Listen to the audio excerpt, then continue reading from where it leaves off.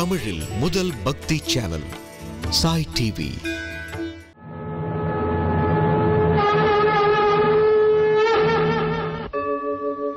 यदा यदा हि धर्मस्य ग्लानिर्भवति भारत अभ्युत्थानम् अधर्मस्य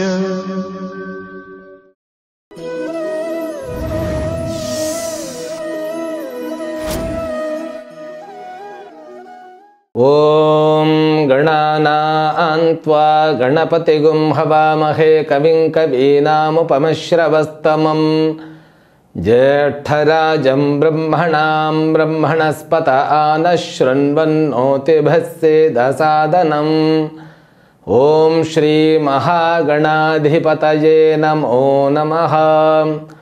ओम सर्वमंगलमांगल्ये शिवे सर्वार्थसाधिके शरण्ये त्र्यंबके गौरी नारायणि नमोस्तुते।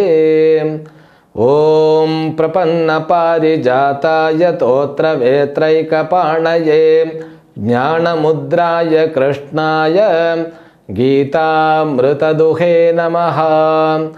ओम मूर्ति एल्लाम वाळी எங்கள் மோனகுரு வாழி அருள் வார்த்தை என்றும் வாழி அன்பர் வாழி பராபரமே. ஓம் சர்வேபியோ சத்குருபியோ நமோ நமஹ. ஹரிஹி ஓம். அனைத்து சாய் டிவி நேயர்களாகிய அன்புள்ளங்களுக்கும் என்னுடைய வாழ்த்துக்களையும் வணக்கங்களையும் சமர்ப்பித்துக் கொள்கின்றேன். இன்றைய நம் நாளானது நல்ல நாளாகவும் அதே போன்று நம் மனதில் இருக்கக்கூடிய அத்தனை கவலைகளையும் போக்கி சந்தோஷங்களை கொடுக்கக்கூடிய நாளாகவும் இருக்க வேண்டும் என்கின்ற பிரார்த்தனையுடனும் நமக்கு எல்லாம் வல்ல இறைவனுடைய பேரருளால் அனைத்து சௌபாகியங்களும் கிட்ட வேண்டும் என்கின்ற பிரார்த்தனையுடனும் இன்றைய தொகுப்பினை ஆரம்பிக்கின்றேன். ஸ்ரீமத் பகவத்கீதை 2வது அத்தியாயம் 52வது ஸ்லோகம். श्री भगवान उवाच यदा ते मोहकलिलं बुद्धिर्व्यतितरिष्यति तदा गन्तासि निर्वेदं श्रोतव्यस्य श्रुतस्य च. பகவான் கிருஷ்ணர் கடந்த 2 ஸ்லோகத்தில் கர்மயோகத்தை அனுஷ்டிப்பதினால் ஏற்படக்கூடிய பிரயோஜனங்களை கூறினார். அதாவது 2 டெஃபினேஷன் சொன்னார். கர்மயோகம் என்பது சமத்துவ யோகம், பிறகு கர்மசு கௌசலம் அப்படின்னு சொன்னார். அதாவது செயலில் சமத்துவமும் செயலில் திறமையும் யோகம், அதுவே புத்தி யோகம். அதை ஒருவன் கடைப்பிடித்தான் என்றால் அவன் இங்கேயே, அதாவது இந்த சரீரத்திலேயே இந்த வாழ்க்கையிலேயே பாப புண்ணியங்களிலிருந்து விலகி தன்னை மேலான நிலைக்கு தகுதியுடைத்தவன் ஆக்குகிறான் அப்படின்னு சொல்லி 50வது ஸ்லோகத்திலும், பிறகு மேலான நிலை என்பது அனாமயம் பதம், துக்கமற்ற சந்தோஷமாக இருக்கக்கூடிய நிலை அப்படிங்கிறதையும் சொன்னார். பிறகு இந்த ஸ்லோகத்தில் அர்ஜுனனுக்கு மனசுல ஒரு கேள்வி தோன்றிருக்குமோ என்பதனால் மீண்டும் அப்படியே சொல்ல தொடங்குகிறார். ஒரு டீச்சருடைய, ஒரு ஆச்சாரியனுடைய இந்த போதனா முறை, டீச்சிங் மெத்தடாலஜி எப்படி இருக்கணும் அப்படின்னா, தன் முன் அமர்ந்திருக்கக்கூடிய மாணவனுடைய மனதில் எழுகின்ற கேள்வியை மாணவன் உணர்வதற்கு முன்பே அவனுக்கு அதற்குண்டான பதிலை கொடுக்க வேண்டும். அதுதான் ஒரு சிறந்த ஆசிரியருக்கான ஒரு லட்சணம். அப்போது தன் முன் அமர்ந்திருக்கக்கூடிய மாணவனுடைய அந்த மனசை சீர்தூக்கி பார்த்து அந்த மனதினுடைய நாடியை தன்னுடைய புத்தியில் நிலைநிறுத்திய ஆச்சாரியனுக்கு மட்டுமே இது புரியும்.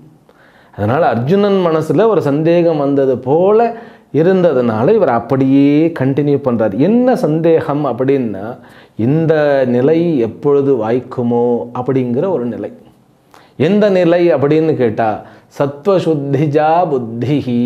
அதாவது நம்முடைய புத்தி அந்த அளவுக்கு எப்போ பக்குவப்படும், ஒரு கர்மத்தில் ஈடுபடும் பொழுது சமத்துவத்துடனும் திறமையுடனும் அதே போல் ஞானத்துடனும் எப்பொழுது விளங்கும் அப்படிங்கிற ஒரு டவுட் வந்துடும். ஏன்னா ஒரு சிறந்த நிலையை நம்ம இதுதான் மேலான நிலை அப்படின்னு கேள்விப்படும் பொழுது நமக்கு அது எப்போ வருமோன்னு ஒரு சந்தேகம் வரும் இல்லையா? அதே போல் அந்த சந்தேகம் என்பது எதற்காக வருகிறதுனாக்கா நாம் சீர்தூக்கி பார்ப்பதினால் வருகிறது. அந்த புத்தி எப்பொழுது எனக்கு கிடைக்குமோ அப்படின்னா, அந்த புத்தி கிடைக்க வேண்டும் என்றால் உன்னிடத்தில் ஒரு மாற்றம் நிகழ வேண்டும் அப்படின்னு சொல்லுகிறார். ஏன் அந்த புத்தி நம்மிடத்தில் இருக்கவில்லை? சிம்பிளாக சொல்லணும்னா, ஏன் நாம் நம்முடைய விருப்பு வெறுப்புகளுக்கு பலியாகின்றோம் அப்படிங்கிறது தான் கேள்வி. ஏன்னா விருப்பு வெறுப்புக்கு பலியாகாமல் கர்மத்தை தர்மத்தின் நிலை பெற்று செய்வதுதான் யோகம் அப்படின்னு சொல்லிட்டார். கேட்கறதுக்கெல்லாம் நல்லா தான் இருக்குது சுவாமிகளே. அதே மாதிரி பகவான் கிருஷ்ணர் அவர் பகவான், நம்மளாலெல்லாம் எங்கே போய் முடியும்? அதே போல் யோகிகளும் ஞானிகளும் அவர்கள்லாம் ஒரு நிறைநிலையை அடைந்த ஞானிகள். இப்போ ரமணர் போய் உட்கார்ந்துட்டார், நம்மளால் போய் உட்கார முடியுமா? அவர் மகான் அப்படின்னு சொல்லக்கூடிய அந்த வேற்றுமையை, அதாவது அவர்களெல்லாம் பெரியாட்கள், நான் சிறியவன், என்னால் முடியுமா அப்படின்னு நினைக்கக்கூடிய அளவுக்கு மனசு இருந்தால் நம்ம சாஸ்திரம் சொல்லுகிறது அனைவரும் சமம். அதுதான் நம் சாஸ்திரத்தினுடைய பியூட்டியே. குரு சிஷ்யனை தன்னளவுக்கு உயர்த்தி விடுவார். வேற எங்கேயும் இங்கே கிடையாது. சிஷ்யன் சிஷ்யனாகத்தான் தொடரணும், குரு குருவாகத்தான் தொடரணும் ஒழிய இந்த தர்மத்தில் மட்டும்தான் அனைவரும் சமம். அங்கே சமத்துவம் என்பது அனைத்து உயிர்களையும் சமமாக பார்ப்பது. 5வது அத்தியாயத்தில் இவரே சொல்லுவார், வித்யா வினய சம்பன்னே பிராமணே கவிஹஸ்தினி சுனி சைவஸ்வபாகேச்ச பண்டிதா சமதர்ஷினஹா. படித்த பிராமணன், பிராமணன் அப்படின்னு சொன்னால் பிரம்மனை கடவுளை உணர்ந்தவன் அர்த்தம். எங்கு பிறந்தவன் அப்படிங்கிறது இல்லை, கடவுளை உணர்ந்தவன் பிராமணன். சாஸ்திரங்களுடைய கருத்துக்களை நன்கு படித்து அதில் இருக்கக்கூடிய அந்த தத்துவங்களை உணர்ந்து அத்துணை உயிர்களுக்குள்ளும் இருப்பது பிரம்மன்தான் என்பதை கண்டு கொண்டு தானும் பிரம்மனில் நிலை பெற்று யார் விளங்குகின்றானோ அவன் பிராமணன். அனைவரையும் ஈஸ்வரனாக பார்க்கிறதுன்னு அர்த்தம். இருப்பது இறைவனே என்பதை உணர்ந்தவன் பிராமணன். பிறகு இந்த விலங்குகள், குதிரை, யானை, நாய், இவைகள் போன்ற குதிரைகளிடத்திலும், பிறகு நாயை சமைத்து உண்ணுகின்ற கடையோனிடத்திலும், அனைவரிடத்திலும் சமத்துவத்தை காண்கின்றவன் ஞானி என்று அங்கு வரும். அப்போ அந்த அளவுக்கு புத்தி நமக்கு வந்துருச்சான்னா இல்லை. அப்போ நல்லது எது கெட்டது எதுன்னு சொல்லி தெரியறதுக்கு ஒரு சக்தி வேணும். நல்லது எது கெட்டது எதுன்னு தெரியுது சார், ஆனால் நம்மளால் பாதுகாக்க முடியல, அதை கடைப்பிடிக்க முடியல அப்படின்னா அது கொஞ்சம் அட்வான்ஸ்டு ஸ்டேஜ். துரியோதனன்லாம் அந்த கேட்டகரி தான். துரியோதனன் கிட்ட போய் கேட்குறாங்க, என்ன கேட்குறா அப்படின்னு கேட்டா, உனக்கு உண்மையிலேயே நல்லது தெரியாதா, இல்லை நல்லது தெரிஞ்சும் நீ இப்படி இருக்கிறியா, உனக்கு என்னதான் பிரச்சனை அப்படின்னு கேட்குறச்ச துரியோதனன் சொல்றார், ஜானாமி தர்மம் நமே பிரவருத்திகி ஜானாமி அதர்மம் நமே நிவர்த்திகின்னு சொன்னார். இந்த துரியோதனன் வில்லனாகத்தானே நம்ம பார்க்குறோம். ஒரு வில்லனா ஏன் இருக்கின்றான் அப்படின்னா அதுக்கு பல்வேறு காலகட்டங்கள் இருக்கு. அவருடைய தந்தை விருப்பு வெறுப்புக்கு பலியாகி இவனையும் விருப்பு வெறுப்புக்கு பலியாக வச்சு அடுத்தவர்களையும் பலியாக்கி எத்தனை பேர் உயிர்களை காவு வாங்கின திருதராஷ்டிரனுடைய மைந்தனாகிய துரியோதனன் விருப்பு வெறுப்புக்கு பலியாக்கப்பட்டவன். அப்படிப்பட்ட துரியோதனன் சொல்லுகிறார், எனக்கு தர்மம் தெரியும், ஆனால் அதில் பிரவருத்தி ஆக முடியலை, தர்மத்தில் ஈடுபட முடியலை, எனக்கு அதர்மம் தான் நான் செய்வது அப்படிங்கிறது எனக்கு தெரிகிறது, ஆனால் அதிலிருந்தும் என்னால் நிவர்த்தி ஆக முடியல, வெளியில் வர முடியல. இந்த நிலையில தான் நான் இருக்கின்றேன். இந்த நிலைக்கு பெயர் என்ன அப்படின்னு கேட்டால், துரியோதனன் மட்டும் இல்லை, எத்தனையோ மக்கள் துரியோதனனை போன்றே தவறு எது நல்லது எதுன்னு தெரிந்த பிறகும் தவற்றிலிருந்து தன்னை விளக்குவதற்கும் நல்லதில் ஈடுபடுத்துவதற்கும் முடியாமல் இருக்கின்றார்கள். அதற்கு என்ன காரணம் அப்படின்னு கேட்டால், மோகம்தான் காரணம். மோகம் அப்படின்னு சொன்னால் தவறான அர்த்தம் இருக்கிறது. மோகம் என்றால் ஒரு மயக்க நிலை. மோகம் என்பது நல்லது எது கெட்டது எது என்று புரிந்து கொள்ள முடியாத நிலை, பிறகு புரிந்து கொண்டும் அதிலிருந்து மீண்டு வராத நிலை. இந்த மோகம் எதனால் ஏற்படுகிறதுன்னு கேட்டால் விவேகம் இன்மையினால். விவேகம் அப்படிங்கிறது ஒரு ஞானம். நல்லது எது கெட்டது எது, எதை செய்ய வேண்டும் எதை செய்யக்கூடாது, எதை எப்படி ஏற்றுக்கொள்ள வேண்டும் எதை எப்படி ஏற்றுக்கொள்ளக்கூடாது, இந்த விஷயம் யாருக்கு இருக்கும் அப்படின்னா பக்குவப்பட்டவர்களுக்கு தான் இருக்கும். அதனால் அர்ஜுனுடைய கேள்விக்கு அவர் பதில் சொல்கிறார். இந்த கர்மயோகத்தை செய்து அதில் நான் தேர வேண்டும் என்றால் என்ன வேண்டும் அப்படின்னா, உனக்கு மோகம் நீங்கிய விவேகத்துடன் கூடிய சத்துவநிலை கொண்ட மனம் வேண்டும், அதாவது புத்தி வேண்டும் அப்படிங்கிறார். எப்பொழுது உன்னுடைய மனமானது மோகத்தை கடக்கிறதோ, எப்பொழுது மோகத்தின் மயமாக இருக்கக்கூடிய இந்த அழுக்குகளை, அதாவது மோகத்தினால் ஏற்பட்ட அழுக்குகளை உன்னுடைய புத்தியானது கடக்கிறதோ, அப்பொழுது உனக்கு இந்த பக்குவ நிலை வந்துவிடும் அப்படின்னு சொல்லிட்டார். யதா தே புத்திஹி மோக கலிலம் வியதிதரிஷ்யதி ததா ஸ்ரோதவ்யஸ்ய ஸ்ருதஸ்ய ச நிர்வேதம் கந்தாசி. மோகம் எப்பொழுது நீங்குகிறதோ, விவேகம் தோன்றும் பொழுது தான் மோகம் நீங்கும். விவேகம் உதித்து மோகம் நீங்கும் பொழுது உனக்கு வைராக்கியமானது தோன்றும். இதெல்லாம் வேதாந்தத்தினுடைய அடிப்படை தகுதிகள். இது பகவத்கீதையை ஆரம்பிக்கும் பொழுது இவர்கள் ஒரு குரு பூஜை பண்ணிட்டு, ஒரு வியாச பூஜை பண்ணிட்டு, அதுக்கப்புறம் எல்லா கோயில்களுக்கும் போயிட்டு எல்லா ஆசீர்வாதமும் வாங்கிட்டு தன்னுடைய குருமார்களுக்கெல்லாம் பூஜை பண்ணிட்டு, அதுக்கப்புறம் ஆற அமர உட்கார்ந்து 2 பேருமே சகனாபவது சகனௌ புனக்து சக வீரியங்கரவாவகை தேஜஸ்வினாவதீதமஸ்து மா வித்விஷாவகை அப்படின்னு சொல்லி இருவரையும் அந்த கடவுள் போஷிக்கட்டும், நாம் இருவரும் சாஸ்திரங்களை தீர ஆராய்ச்சி செய்து அதில் உண்மையை மேன்மையை தன்மயமாக்கிக் கொள்வோமாக அப்படின்னு எல்லாம் பிரேயர்லாம் சொல்லிட்டு ஆரம்பிக்கப்பட்டது. யுத்த காலத்தில் மரண தருவாயில் அந்த வாழ்வா சாவா என்கின்ற அந்த நிலையில் பகவத்கீதை சொல்ல வேண்டிய கட்டாயம் கிருஷ்ணனுக்கு ஏற்பட்டது. அப்போ அவர் இதெல்லாம் செக்ரிகேட் எல்லாம் பண்ணலை, அவனுக்கு எப்படி தீர்வு கொடுக்க முடியுமோ அப்படின்னு சொல்லி ஆரம்பிச்சிட்டார். முதல்ல எடுத்த உடனே கிளைமேக்ஸை கொடுத்துட்டார். அதற்கப்புறமும் ஒவ்வொன்றாக சொல்லுகிறார். இதே வேறு ஒரு வேதாந்த நூல், இப்போ தத்துவபோதம், விவேக சூடாமணி, சங்கர பகவத் பாதாள் பண்ணித இந்த விவேக சூடாமணியெல்லாம் எடுத்த உடனே சாதன சதுஷ்டய சம்பத்னஹா அப்படின்னு பேசும். வேதாந்தம் படிப்பதற்கு 4 விதமான தகுதிகளை கொண்டிருக்க வேண்டும் அப்படின்னு ஆரம்பித்து அதில் முதல்ல எடுத்த உடனே விவேகம்னு சொல்லும்.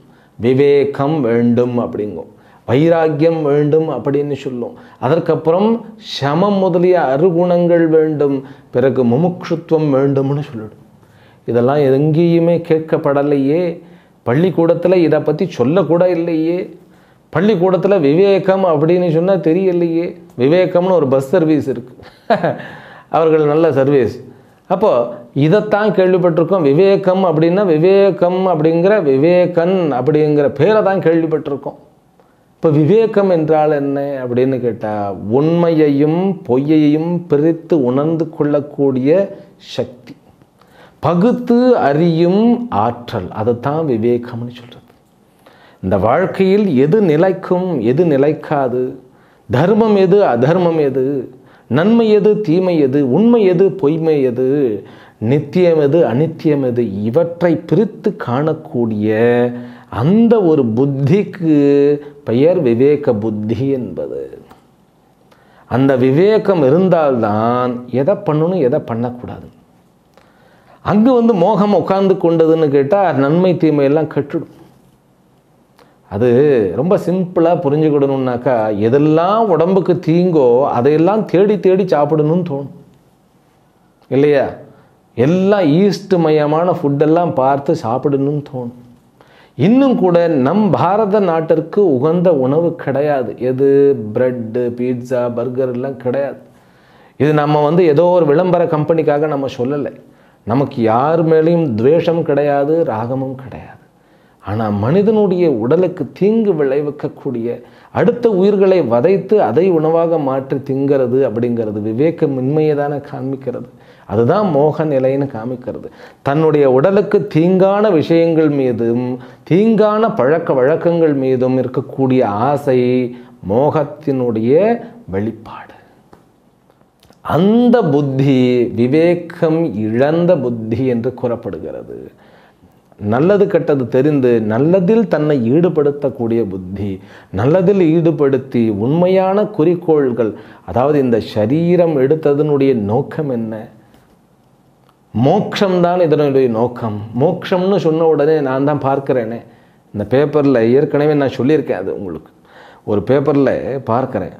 அன்னார் அவர்கள் இன்று காலை 5:30 மணி அளவில் தன்னுடைய பூத உடலை நீக்கி சிவலோக பதவியை அடைந்து மோக்ஷ பதவியை எய்தினார் என்பதை ஆழ்ந்த அனுதாபத்துடன் தெரிவித்துக் கொள்கிறோம் அப்படின்னு பேப்பரில் அனுதாபம் அப்படிங்கிற தலைப்பில் வர்றது.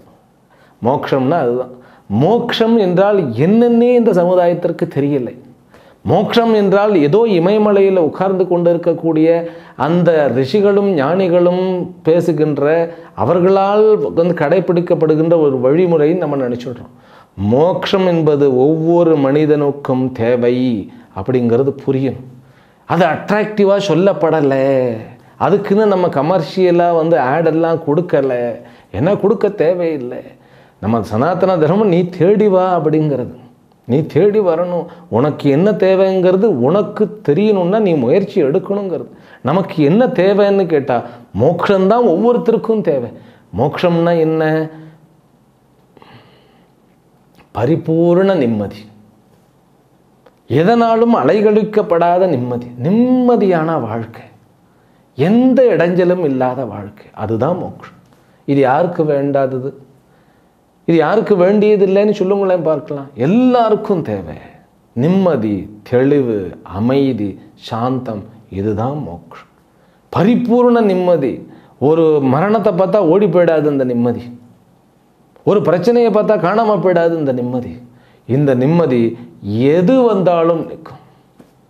அதே பகவத்கீதையில் அவர் சொல்லுவார், குருநாபி நவிச்சால்யதே சாந்திம் நிர்வாண பரமாம் அப்படிம்பார். எந்த ஒரு விஷயம் வந்தாலும் இவனுடைய அமைதியானது குலைக்கப்படாது. அதுதான் மோட்சம்.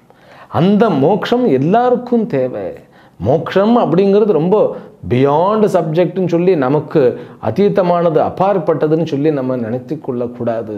அதே போல் இந்த வாழ்க்கையில் அமைதியுடனும் சௌபாகியத்துடனும் லக்ஷ்மி கட்டாட்சத்துடனும் வாழ வேண்டும். அதுதானே வேணும்.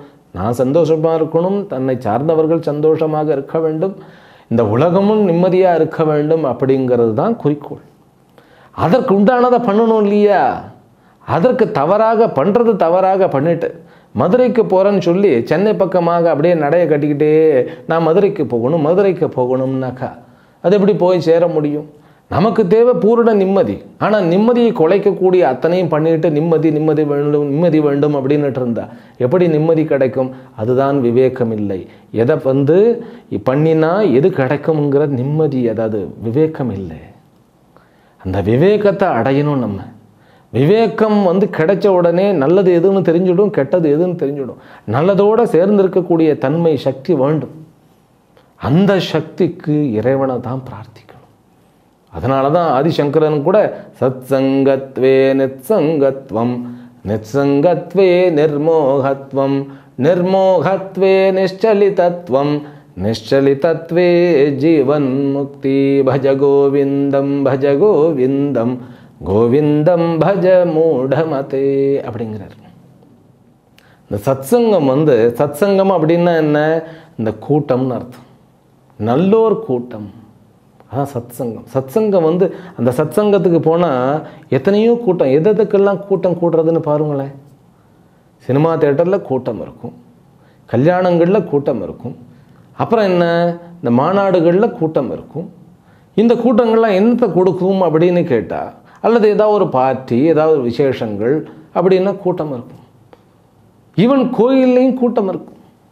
இந்த கூட்டங்கள்லாம் என்னத்தன்னு கேட்டால், இவைகள்லாம் இன்னொரு சங்கத்தை உருவாக்கும். ஒரு தொடர்புலேருந்து இன்னொரு தொடர்புக்கு போகும்.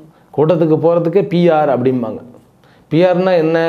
இன்னும் மேலும் பல்வேறு விதமான மக்கள் எனக்கு பழக்கமாகணும், இப்படியே மக்கள் பழக்கமாகணும்னு சொல்லி நிறைய மக்களை சேர்த்துக்கிட்டு யாரோட என்ன பேசணும்னு தெரியாமல் கன்ஃபியூஷனாக தெரியறதெல்லாம் நிறைய பேர். யார் யாரெல்லாம் விதிவசமாக நம்மிடம் வருகிறார்களோ அவர்களோட நல்ல உறவை பேணுறது, சுயநலம் இல்லாமல் அனைவருக்கும் செய்ய வேண்டியதை செய்கிறது, உலகமே வரும் நம்ம இடத்துல. அதுதான் சத்சங்கம். அந்த சத்சங்கத்தில் அங்கே அந்த சங்கமங்கிறது என்ன கூட்டம், அந்த கூட்டம் என்னத்தை பண்ணுன்னு கேட்டால் உன்னுடைய கர்ம பல சங்கத்தை நீக்கும். உனக்கு இருக்கக்கூடிய கர்மத்துடன் இருக்கக்கூடிய சங்கத்தை நீக்கணும். அப்படின்னா என்ன? ஞான தெளிவை கொடுக்கும். அப்படிப்பட்ட விவேகமும் வைராக்கியமும் ஏற்படும் பொழுது உனக்கு இந்த மாதிரியான புத்தி தோன்றும், நிர்வேதம் தோன்றும். விவேகம் தோன்றினால் வைராக்கியமும் தோன்றும். அதைத்தான் என்ன சொல்லுகிறார்னு கேட்டால், எப்பொழுது உன்னுடைய புத்தி மோகக்கலிலம் வசித்தரிஷ்யதி, மோகத்தினால் ஏற்பட்ட இந்த மயக்கத்திலிருந்து அது தாண்டுகிறதோ அல்லது அதை கடக்கிறதோ, அப்பொழுது ததா ஸ்ரோதவ்யஸ்ய ஸ்ருதஸ்ய ச, இதுவரைக்கும் கேட்ட அத்தனை விஷயங்களிலிருந்தும் இனிமேலும் கேள்விப்படுகிற அத்தனை விஷயங்களிலிருந்தும் உன்னுடைய புத்தியானது நழுவாமல் நிலைத்து வைராக்கியத்துடன் இருக்கும். அப்போ ஒரு 5 நிமிஷங்கள் அப்படியே மெடிடேஷனில் அமைதியாக உட்காருவோம் அப்படின்னு சொல்லும்போது தான் ஏதோ ஆடி தள்ளுபடி அப்படின்னு ஒரு சீட்டு விழுகும் சொல்லுன்ட்டு. அப்படின்னு சொல்லி நாளைக்கு மெடிடேஷன் பண்ணிக்கலாம்னு இருந்து ஓடிடுவோம். அப்படிங்கும்போது மனசு ஏதாவது ஒரு புதுசாக ஏதாவது பார்த்த உடனே அப்படியே அதன் மயமாக மாறிடும். நீ இதுவரைக்கும் கேட்ட உலகத்தில் என்னென்னலாம் சுகங்கள் இருக்குன்னு சொல்லி கேள்விப்பட்டிருக்கியோ அத்தனை, இனிமேலும் கேள்விப்படக்கூடிய அத்தனையிலிருந்தும் உனக்கு வைராக்கியத்தை கொடுக்கக்கூடிய தன்மை வந்துவிடும். இந்த மோகம் மட்டும் நீங்கினா போதும். வெளியில் இருக்கக்கூடிய வஸ்துக்களில் பிரச்சனையே இல்லை. உலகம் ஈஸ்வரன் சொல்லுகிறது. ஈஷா வாஸ்யம் இதகு சர்வம் அப்படின்னு சொல்லி உபனிஷத்துக்கள் சொல்லுகிறது. அப்போ ப்ராப்ளம் யாருக்கிட்டன்னு கேட்டால் நம்மிடம்தான். என்னுடைய குருநாதர் சொல்லுவார், problem is you, solution also is you அப்படிம்பார். பிரச்சனையும் நீயே, பிரச்சனைக்குண்டான தீர்வும் நீயே அப்படிம்பார். அது பெரியவர்களுடைய உண்மை. அது பகவத்கீதையினுடைய இந்த மெசேஜும் அதுதான். இதை நாம் மேற்கொண்டு படிப்போம், அடுத்த தொகுப்பில் தொடர்வோம் என்று கூறி நிறைவு செய்கின்றேன். அனைவருக்கும் அனைத்து சௌபாகியங்களும் கிட்ட வேண்டும் என்கின்ற பிரார்த்தனையுடன் முடிக்கின்றேன். ஓம் பூர்ணமதః பூர்ணமிதம் பூர்ணாத் பூர்ணமுதச்யதே பூர்ணஸ்ய பூர்ணமாதாய பூர்ணமேவாவசிஷ்யதே. ஓம் சாந்தி சாந்தி சாந்தி. ஹரி ஓம். ஸ்ரீ குருப்யோ நமः. ஹரி ஓம்.